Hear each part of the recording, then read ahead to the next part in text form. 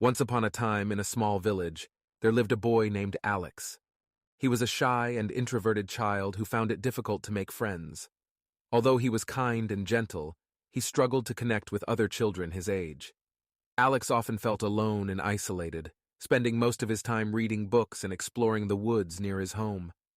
One day, a group of children came across Alex while he was sitting alone by the riverbank, lost in thought. They started teasing him, making fun of his quiet nature and strange interests. They called him a loner and a weirdo, and Alex felt hurt and embarrassed. He tried to ignore them and walk away, but they followed him and continued to mock him. "Why don't you have any friends?" one of the children asked.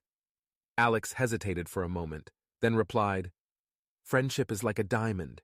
It's rare, expensive, and there are a lot of fakes. If you make one mistake, then a second and a third, at some point, you would say there are no real diamonds in the world. There are only fakes." The children didn't understand what Alex meant and laughed at him.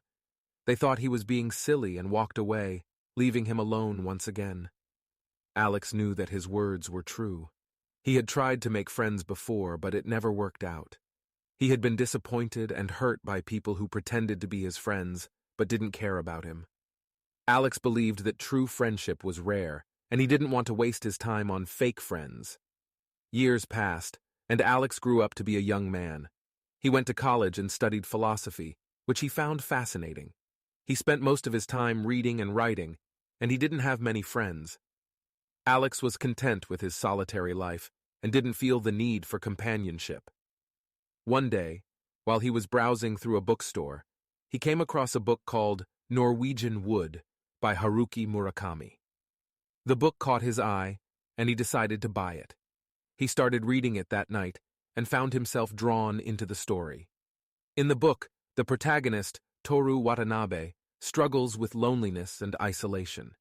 He meets a girl named Naoko, who is also lonely and depressed.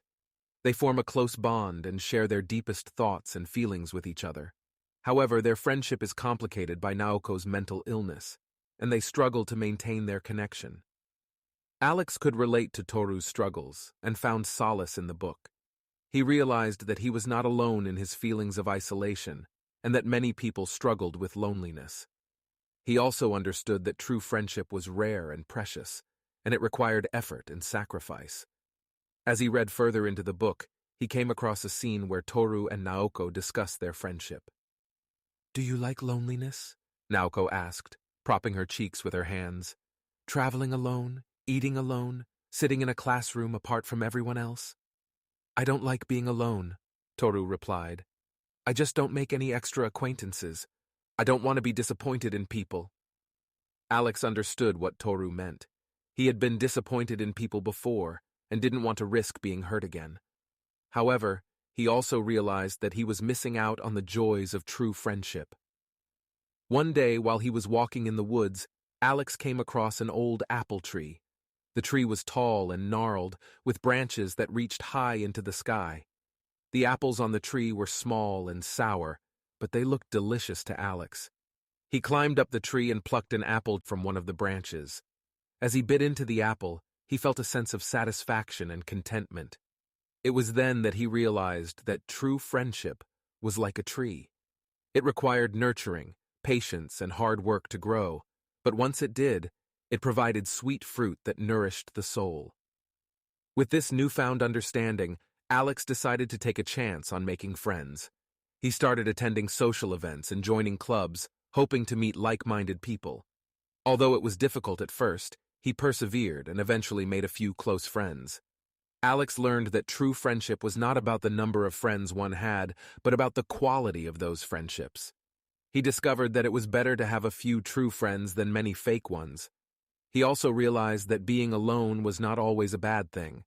Sometimes it was necessary to reflect, recharge, and find oneself. In the end, Alex found a balance between being alone and having friends. He cherished his solitude, but also enjoyed the company of his friends. He knew that true friendship was rare and precious, but it was worth the effort to find it.